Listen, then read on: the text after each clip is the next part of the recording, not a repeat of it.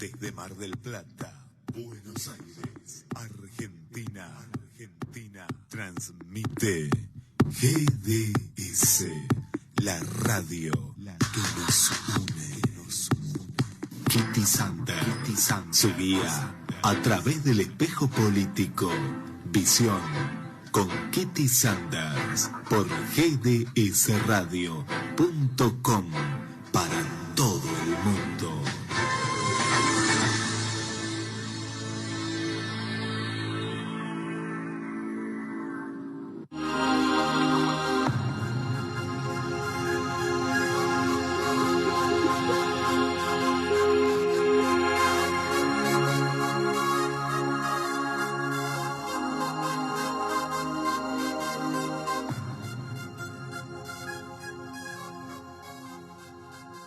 Queridos amigos, quiero presentar para ustedes a nuestra invitada del día de hoy, Gloria San Miguel, una joven cocinera venezolana que se vio forzada a salir de su país, como más de 1,5 millones de venezolanos, por la persecución política, económica y social del chavismo.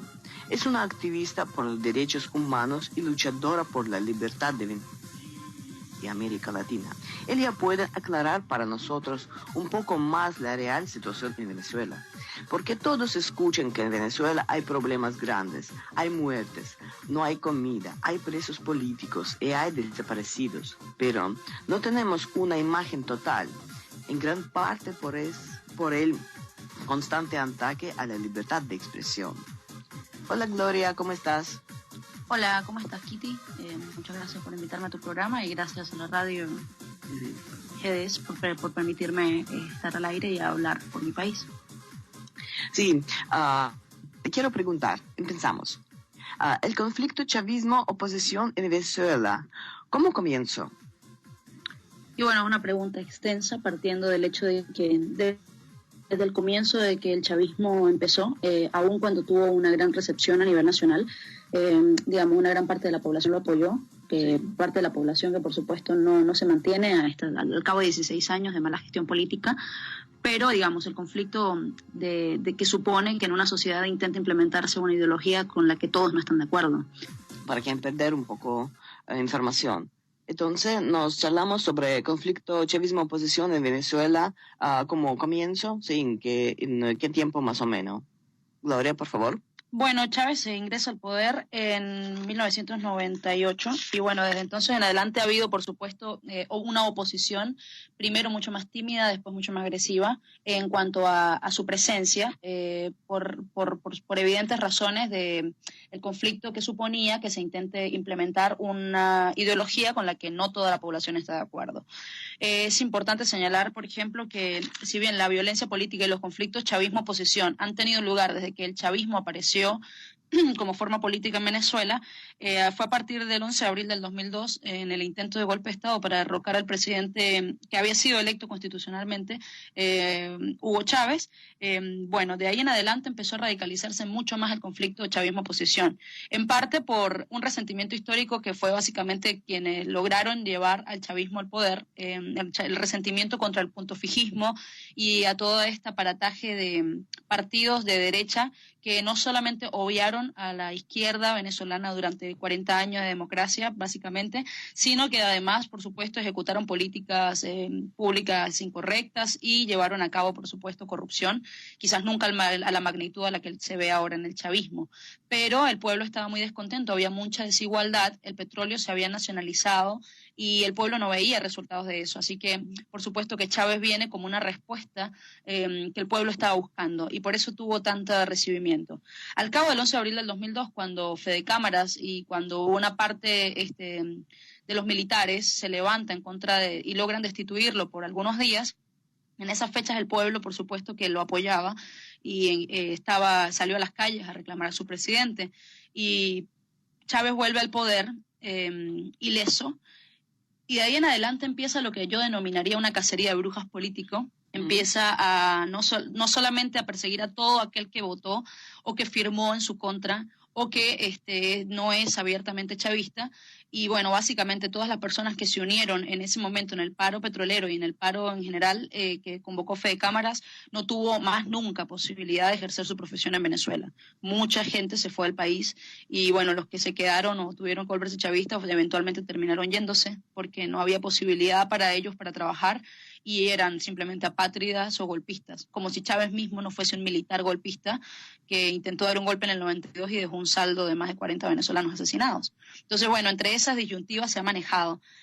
Podría decirse que la violencia política ha ido avanzando poco a poco. Si fijamos, por ejemplo, las medidas violentas en cuanto a la economía que ha tomado el presidente, en el 2001 la ley de tierras que permitió las invasiones masivas también propició, por supuesto, el golpe. En el 2003 se hizo el CADIVI, que fue básicamente el control, una medida temporal, entre comillas, porque aún sigue vigente, transformada en otros organismos igual de obsoletos para controlar las divisas del país. En el 2005 la oposición se negó a participar en las legislativas y el chavismo ganó la Asamblea Nacional. Entonces poco a poco fueron avanzando, en parte por una oposición pusilánime, en parte por un chavismo agresivo, violento y represivo. En el 2006 es reelegido Chávez otra vez constitucionalmente y en el 2007 empiezan a cerrarse medios de comunicación. Se cierra RCTV, se nacionalizan empresas, el control de precios. En el 2009 se aprueba la reelección indefinida por constitución. Paso por paso. Entonces ha sido muy terrible. Podría decirse que el conflicto ahora se ha vuelto violencia política a partir del 12 de febrero del 2014, que el mundo volteó los ojos a Venezuela porque fue como la gota que derramó el vaso, una estudiante, como miles de personas que se ven, digamos, sometidos a la violencia y a la impunidad que reina en las calles venezolanas, y las protestas, por supuesto, se sumaron a la escasez y a conflictos terribles que estaban llevando. Eso llevó a 42 muertos en violencia política, más de 3.000 detenidos arbitrariamente y así sucesivamente.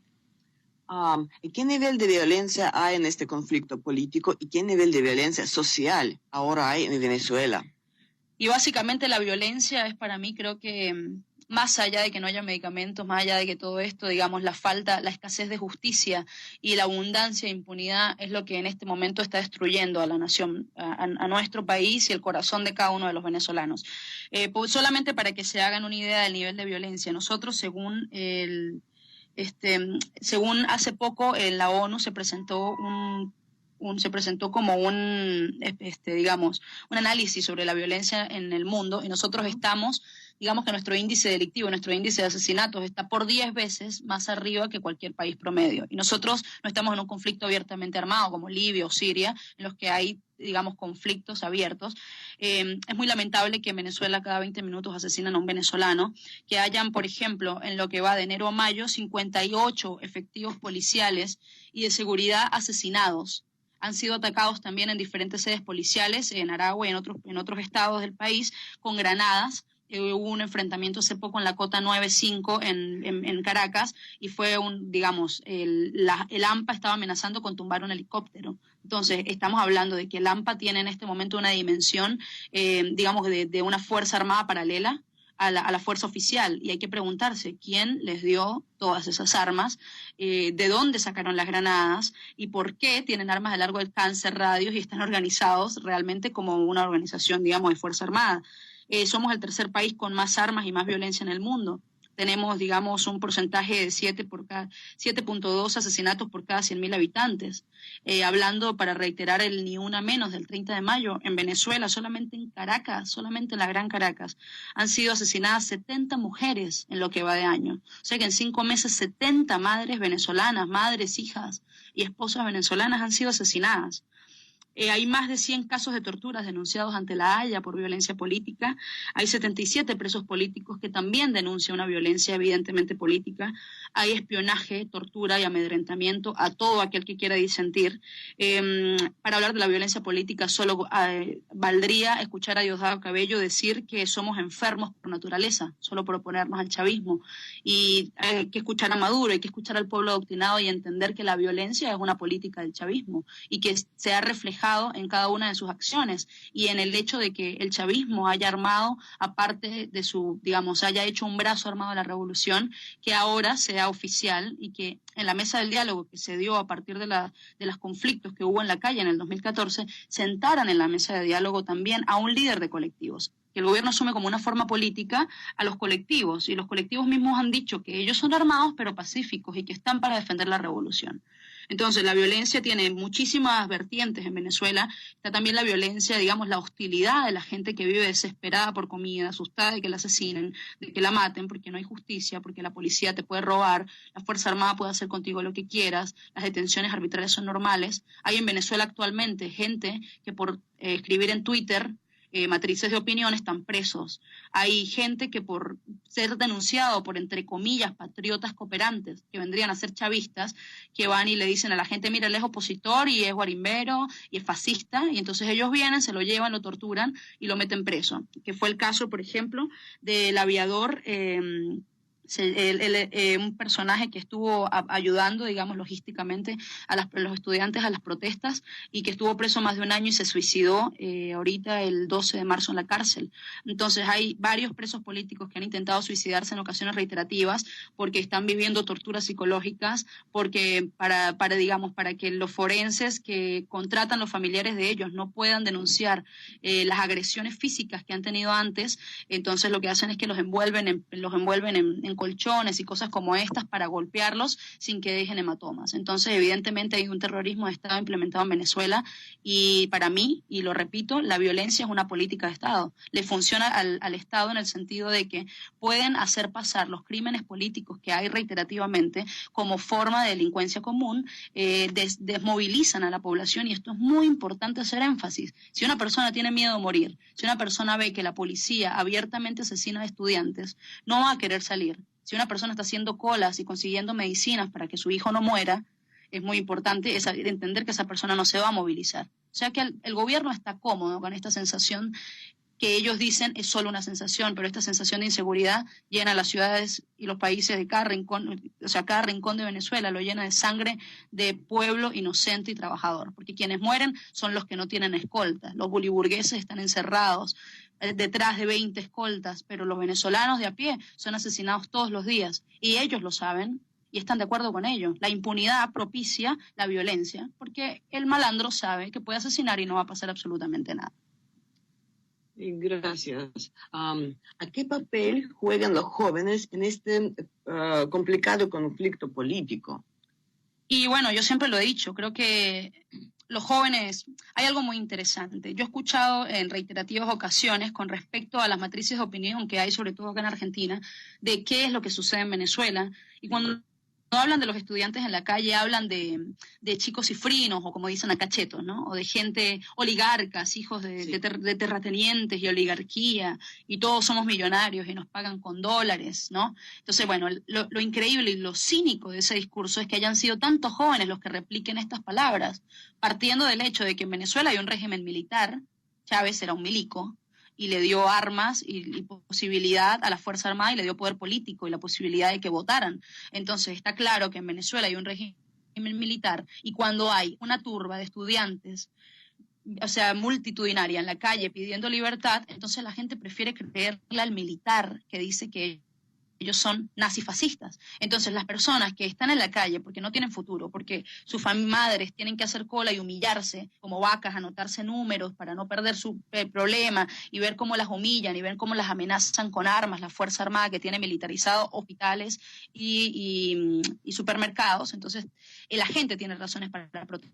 Las condiciones están dadas para que haya un Caracazo el doble de grave a lo que fue en su momento contra, digamos, el gobierno que había, que era por demás corrupto, sí, de derecha, pero corrupto. Y es que digamos, la corrupción, el terrorismo de Estado, no es algo solamente de la derecha. Y es lo que quizás los jóvenes ahora, digamos, en esa ceguera que implica un gran líder, un rockstar, como fue supuestamente Chávez, nubla la posibilidad de que la gente entienda que son los jóvenes quienes están ahora enarbolando las banderas de la libertad en Venezuela y los que intentan defender su futuro, porque un señor que tiene 50 años y ya está resignado, nosotros estamos luchando por la posibilidad de un futuro. Los que estamos afuera de Venezuela soñamos con volver y yo creo que hablo en el nombre de millones. Si yo me fui de mi país fue porque yo no podía vivir en él, pero hay un dolor muy inmenso de sentir que hay mucha gente que yo misma, porque yo no tengo padres adinerados, por mi destino era estar allá adentro, estar presa o estar muerta, porque aquel que alza la voz o es asesinado o es reprimido, y más si tiene, digamos, una voz de liderazgo. Entonces, los jóvenes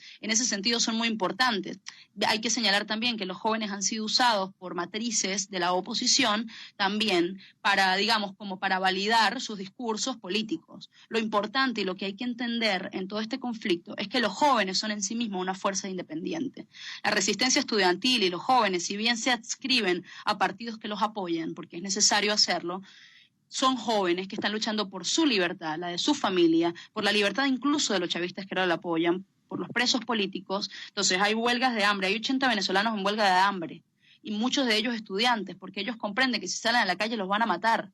Si ellos saben que los van a llevar al SEBIN y los van a torturar, y si es posible asesinarlos a golpes. Caso de Alejandro Márquez el año pasado, que fue asesinado a golpes dentro de una cárcel del SEBIN, y dijeron que él ya había llegado golpeado. ¿Qué es SEBIN, disculpe? El SEBIN es el Servicio de Inteligencia Bolivariano, la policía política del chavismo, quienes se encargan de amedrentar y torturar. Ahora, para completar lo de los jóvenes, con respecto a los jóvenes del chavismo, hay un gran brazo de jóvenes, por supuesto, de jóvenes de izquierda, que han sido, por supuesto, apadrinados por el gobierno, y hay una fuerza importante. Es interesante notar, y en esto quiero hacer énfasis, que el gobierno ha perdido muchas posibilidades y mucha cabida en las universidades, con presencia en las universidades públicas, con presencia de estudiantes chavistas. Entonces ahora intentan hacer una reforma que elimina completamente el proceso de ingreso a las universidades y básicamente le da al gobierno la concesión para que otorgue el 100% de los cupos para los estudiantes que van a entrar. Entonces, como no hay casi chavistas en las universidades, quieren meter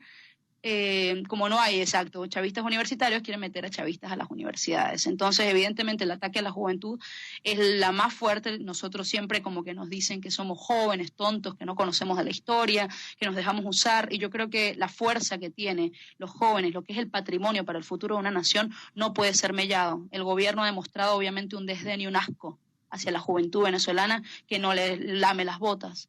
Y esa juventud venezolana sigue con las manos blancas arriba, a pesar de que los asesinen, de que los torturen y los sigan persiguiendo y el mundo les dé la espalda. Sí, gracias. Una situación muy difícil. Hay una palabra, colectivos. Acá en Argentina esta palabra significará bondi o transporte público, pero yo sé que en Venezuela esta palabra tiene otra significación. ¿Qué son los colectivos y cómo trabajan en Venezuela? Los colectivos chavistas básicamente son el brazo civil armado de la revolución. En su momento fue los círculos bolivarianos, ¿no? De quienes se supo cuando empezaron, digamos, cuando salieron a defender al chavismo en el 2002. De ahí en adelante, digamos que las milicias urbanas, que han sido ya oficiales, oficiosas y oficiales en el chavismo, son grupo de gente, por lo general, gente de la villa, gente pobre, que ha sido, a la que se le han otorgado armas, o digamos, una suerte de impunidad política y delincuencial, y se les ha dado motos, y bueno, son personas que son subsidiadas y pagadas por el Estado. En su momento, por ejemplo, vimos cómo operaban desde el 12 de febrero en adelante del año pasado, cuando se veían a estas hordas de motorizados amedrentando a la población. Yo viviendo en Venezuela, en una ciudad absolutamente universitaria como lo es Mérida, y también un bastión fuerte de la oposición, veía constantemente estas hordas de motorizados con las placas de las motos tapadas y armas grandísimas, que por supuesto no las escondían. La intención es amedrentar, hacerle saber a la gente que si el chavismo llega a caer, ellos lo van a levantar, sin importar a quién tengan que asesinar. Hay cantidad cuantiosa de videos en YouTube. Estaría bueno que la gente, en vez de dar por sentado la verdad es de mentira que Telesur le dice a Latinoamérica, o que los demás matrices de opinión chavistas le dan a Latinoamérica, entiendan que los colectivos son una amenaza a la democracia, a la soberanía, a la coherencia de un país que está buscando la paz. No puede haber simplemente mercenarios que controlen lo que les dé la gana, que hagan alcabalas es como se llama, controles, le dicen acá, ¿no? Es como que tú vas caminando en tu calle y de repente encuentras a unos motorizados que están haciendo como si fuesen policías, parando el tránsito. Y si tú, por ejemplo, te te rehusas a tomarlos en cuenta como una autoridad, te pueden asesinar, te pueden robar, digamos, la impunidad que tienen es aberrante, es asquerosa, y lo que más me parece lamentable es que el año pasado, en el marco, y lo repito de vuelta, en el marco del diálogo que hubo oposición chavismo, estuviese presente un líder de los colectivos, y que Nicolás Maduro, Chávez en su momento lo hizo, pero que Nicolás Maduro reiterativamente apoye y aplauda las actividades pacíficas, entre comillas, que ha tenido los colectivos. Entonces, bueno, es muy increíble porque uno no comprende cómo pueden ser tan descarados y cómo el mundo no puede darse cuenta de eso. Un caso concreto, para terminar, por ejemplo, en octubre del 2014, asesinaron al líder del colectivo 5 de marzo, a José Odreman, quienes días antes mataron a tres o cuatro líderes de colectivos chavistas, para que ustedes se den cuenta que para el brazo asesino del chavismo realmente no hay distinciones de colores. Si eres inconveniente, te hacen a un lado, o te asesinan, en el peor de los casos. Y en este caso, José Odreman, que era el líder del colectivo 5 de marzo, dijo públicamente que él responsabilizaba al ministro Rodríguez Torres, si a él le sucedía algo, lo asesinaban. 2 horas después, bajo custodia de la policía, él es asesinado. Entonces, como verán, en Venezuela la impunidad y, digamos, los dientes abiertos del monstruo asesino que es el chavismo se ven, los muestran con mucha evidencia y con mucho descaro. Lo que habría que preguntarse es por qué el mundo, por qué la región no reacciona. Sí, a los jóvenes, quien participa en colectivos, ¿qué edad tiene más o menos? Mira, yo conocí gente que trabajó en colectivos porque en su momento en Venezuela, digamos, la división política no era de vida o muerte. Podía ser chavista, hablar con un opositor. Este chico, Diego Lugo, fue asesinado en Venezuela, quien en su momento fue mi amigo, a pesar de nuestras diferencias políticas, y él era parte de un colectivo, y él era una persona grande, tenía entre 25 y 30 años, pero hay jóvenes a partir de los 16 hasta los 25 años, es decir, es especular, puede haber colectivos también señores o colectivos que sean mujeres. Gloria, por su opinión, ¿por qué los jóvenes participan en colectivos? ¿Tienes algo beneficios o por qué? ¿Qué razón, qué objetivos ellos tienen? Y bueno, primero hay que entender que son personas que evidentemente son chavistas y que creen en el proceso revolucionario, más allá de la corrupción, digamos, todos los problemas indicativos de desastre político que en este momento se ven reflejados en Venezuela. El chavismo siempre encuentra en dónde refugiarse, la derecha, el imperio. Y por otro lado, que imagínate ser de una villa, no tener absolutamente nada y de repente, bueno, que te ofrezcan un arma, que te ofrezcan una moto, que te ofrezcan militar y por ende recibir un sueldo por militar y por, digamos, ser el brazo armado y solamente recibir órdenes, ir a amedrentar donde haya que amedrentar y hacer este tipo de cosas, digamos, hacer presencia en la sociedad, en los barrios sobre todo. Entonces la pregunta es que, más que preguntarse por qué esta gente se adscribe. ¿Cómo influye el conflicto político en la salud y alimentación del pueblo venezolano, por favor? Bueno, la escasez es una de las grandes problemáticas que aqueja ahora el pueblo venezolano, a la cual, digamos, el chavismo adjudica la escasez y toda esta problemática, tanto de salud como alimenticia, a la de derecha, al sector privado que cada vez es mucho más débil, y a una supuesta guerra económica. Entonces todo se ancla en la guerra económica y aquellos quienes protegen al chavismo y lo defienden en los barrios y quienes pasan necesidad y siguen siendo chavistas aseguran que la culpa es del sector privado, que les roba las medicinas a los pobres, ¿no? Entonces hay que entender también que desde el 2013, por ejemplo, la Federación Médica de Venezuela nos está denunciando una crisis humanitaria en Venezuela por falta de insumos médicos, por falta de controles de enfermedades. Es atroz el modo en el que se está viviendo la salud en Venezuela ahora. Hay niños muriendo porque no hay insumos médicos, hay gente que muere porque no hay ambulancias o porque les disparan y llegan a un hospital y no los pueden atender. Bueno, a pesar de que se le adjudique a la oposición y a las injerencias yanquis y a todo este discurso reiterativo y ya aburrido del gobierno que adjudica su pusilanimidad y su ineficiencia en la derecha, el pueblo en este momento está muriendo por falta de insumos médicos. Hay pacientes cancerígenos que no pueden atender su quimioterapia, pacientes con diabetes que no consiguen insulina y así sucesivamente. El mínimo mal que te queje necesitas esperar hasta un mes para que se consigan los insumos y el hospital no los consigue, los tienes que conseguir tú, si es que se consiguen. Entonces esto ha dado, por supuesto, pie para una red de narcotráfico, no de tráfico, básicamente, de estos insumos médicos en los que se generan millones y millones digamos, de ganancias entre los bachaqueros, la Fuerza Armada y, digamos, el contrabando de extracción, sobre todo para el caso de la frontera. Pero digamos, la problemática de la alimentación que está viviendo ahora Venezuela es y la de la salud son una de las más trágicas. Digamos, todos los aspectos de la realidad venezolana ahora son trágicos, pero sobre todo el tema de la alimentación, uno no puede comprender por qué, por ejemplo, al ser expropiado tiempo atrás empresas de insumos agroindustriales como Agroisleña, que fue expropiado y mucha gente protestó al respecto porque era una empresa que le daba posibilidades de pago digamos, a los campesinos y les permitía que ellos pudiesen llevar a cabo sus cosechas.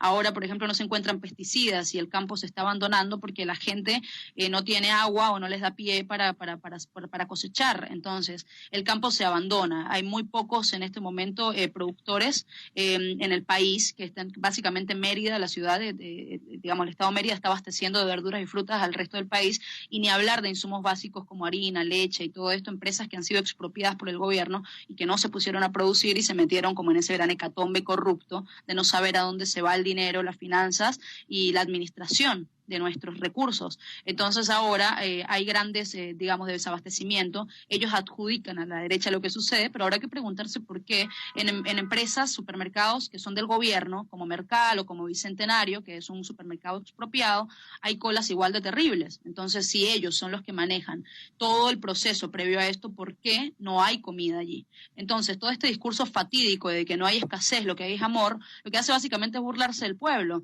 y mantener a la gente en las colas evita la desmovilización. Ahora tienen un nuevo modus operandi y ponen un lugar lleno de pollos o digamos, llega un camión lleno de algún insumo de comida donde hay protestas y la gente deja las pancartas y va a buscar comida. Hay saqueos reiterativos a esto, hay control a la alimentación y hay, por supuesto, una escasez brutal que le está costando la vida a cientos de venezolanos por falta de insumos médicos y falta de políticas públicas que ayuden a que el pueblo deje de morirse en esas terribles posibilidades que son los hospitales públicos ahora. De nada sirve tener un barrio adentro en la villa que tanto han enarbolado la atención médica a los pobres si tú vas al barrio adentro y no te pueden atender porque no tienen ni gasa.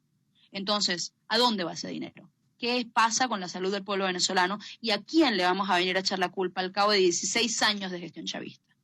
Sí, gracias. Y última pregunta, porque tenemos un tiempo muy limitado. ¿Será posible la salida del chavismo en Venezuela? ¿Y cómo? Por favor, su opinión. Yo estoy segura de que la salida del chavismo en Venezuela es inminente.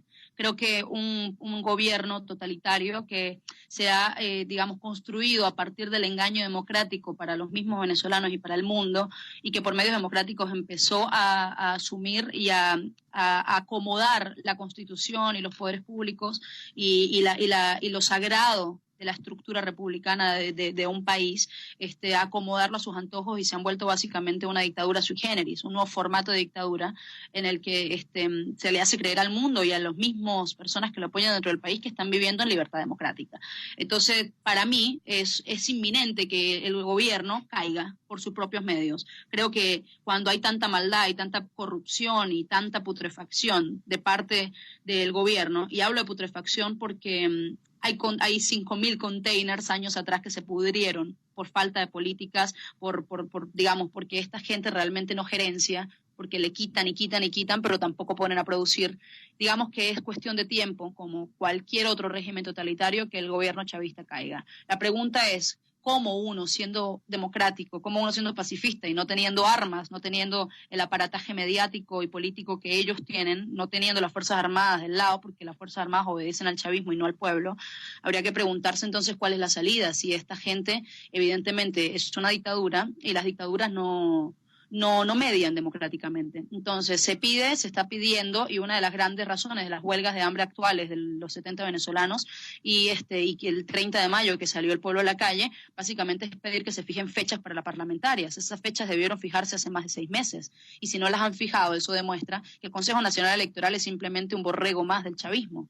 Entonces el venezolano está en la disyuntiva de no creer en el proceso político, pero tener que ir a votar, pero seguir desmoralizándose, porque evidentemente ninguna elección va a ser ganada bajo el brazo corrupto del chavismo, y hay que preguntarse uno como demócrata cómo puede hacer. Yo lo que puedo hacer, que estoy fuera de mi país por desgracia, es denunciar lo que sucede y ser una voz para millones de madres y de mujeres y de hombres que están sufriendo país adentro sin tener voz. Entonces, ¿cuál es la salida del chavismo? Yo creo que empezamos denunciando, abriendo, despertando a América Latina. Se habla de la determinación de los pueblos a ser libres y se prostituye ese hermoso término. Yo estoy segura de que el pueblo venezolano, aún hoy en sus colas, aún hoy desahuciado por el apoyo de la ONU a Maduro, dándole un premio por haber luchado contra la pobreza en un momento en el que nuestra crisis de escasez ha sido tan grande, el apoyo de la OEA o digamos los oídos cerrados ante los gritos de los venezolanos nos tiene desahuciados, pero yo creo ahora que el pueblo venezolano está determinado a ser libre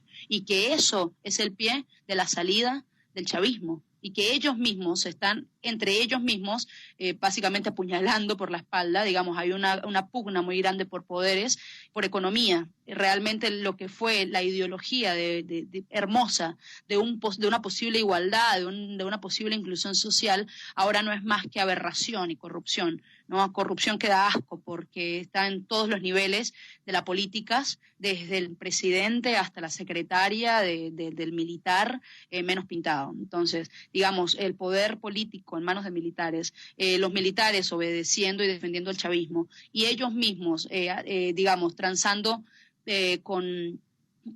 digamos, con fuerzas delincuenciales, transando con distintos países que se van a servir de nosotros, hablan de ser antiimperialistas, pero le dan concesiones a China y a Rusia y a Irán en nuestro territorio.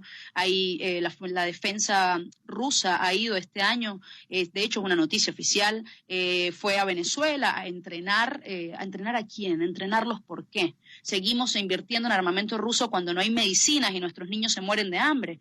Entonces es un gobierno que evidentemente está creando cimientos de corrupción sobre la arena. Así que yo creo que es inminente la caída del chavismo. Habrá que preguntarse entonces cuál es la posición que va a tomar el mundo cuando se sepa la cantidad de desaparecidos, cuando se hable de las fosas comunes que hay a la orilla, a lo largo y ancho de 2.000 kilómetros de la frontera colombo-venezolana y a cuántos cadáveres venezolanos van a ser encontrados en Colombia, porque es un modus operandi, para que queden como no identificados los cuerpos por este gran conflicto que hay en la frontera. Entonces, para mí, el chavismo y la esperanza que tengo es primero que la verdad, mi mamá siempre lo dice, entre el cielo y la tierra no hay nada oculto. Y la verdad va a salir a la luz. Ellos mismos han sido descarados y han tenido desmanes grotescos y abuso de poder reiterativo y el pueblo está cansado. El pueblo ya no respeta a las Fuerzas Armadas, no respeta a los policías y mucho menos a los políticos. Y yo creo que evidentemente vamos a encontrar un camino democrático. Lo ideal sería que este gobierno renunciara o que este gobierno finalmente fuese enjuiciado por la cantidad de muertos que tienen en su haber. El año pasado solamente fueron 25.000 muertos y que cuando se haga justicia se pueda poner un gobierno transitorio y se pueda ir a elecciones sanas, democráticas, donde no haya un aparataje de Estado dominando y perturbando, digamos, las posibilidades de libertad y de democracia de un país. Yo sé que Venezuela va a ser libre y creo que ese sueño va a ser una realidad, como dice Ali Primera, si dejamos de ser pendejos. Dejando de ser pendejos, esa esperanza será verdad. Y yo creo que eso ya solamente es abrir la boca y decir que lo que está pasando en Venezuela es real y que quien no lo crea y quien tenga todavía dudas al respecto, dudas ideológicas basadas en su prejuicio, le invito a ir a Venezuela. No que lea, porque evidentemente todo va a tener siempre una vertiente supuesta de montaje de la derecha. Vas a ver a un policía disparándole a los estudiantes, pero vas a decir que ese policía fue pagado por la CIA. Entonces ve a Venezuela. Ve a Venezuela y vive como un socialista, pero no como un boliburgués, como un pueblo, como el pueblo. Ve a hacer colas por 8 horas, ve a recibir humillaciones, ve a sentir el miedo que da que oscurezca en Venezuela y tú estés en la calle. Y vas a entender que el destino de Venezuela es irremediablemente ser libre, porque después de una noche oscura y negra viene una mañana luminosa, una mañana llena de cansancio por la maldad, de cansancio por el odio, porque tú escuchas los discursos del chavismo y no propician más que la división y el odio entre los venezolanos, y han logrado que muchas personas realmente crean sus palabras, pero somos más los que tenemos los ojos abiertos, a pesar de estar cansados. Y yo estoy segura de que Venezuela va a ser libre de este régimen, como toda Latinoamérica, pero nosotros los jóvenes tenemos que pararnos firmes, porque lo que está sucediendo ahora en Venezuela, la desaparición y asesinato de estudiantes, este año solamente en la semana en la que metieron preso a Antonio Ledesma, asesinaron a 5 líderes estudiantiles, a 4 líderes estudiantiles y al chico de 14 años, Kruiber Roa, todos asesinados por balas oficiales pagadas por el Estado, por policías, después de que se aprobara una resolución que permite el uso de armas de fuego contra manifestantes. Entonces, todos estos desmanes van a ser pagados y esta gente va a pagar tras las rejas la cantidad de sangre, la cantidad de llanto que le ha generado a la hermosa morena que es Venezuela y que en este momento está secuestrada por un Estado totalitarista. Lo que sucede en Venezuela va a determinar el destino de América Latina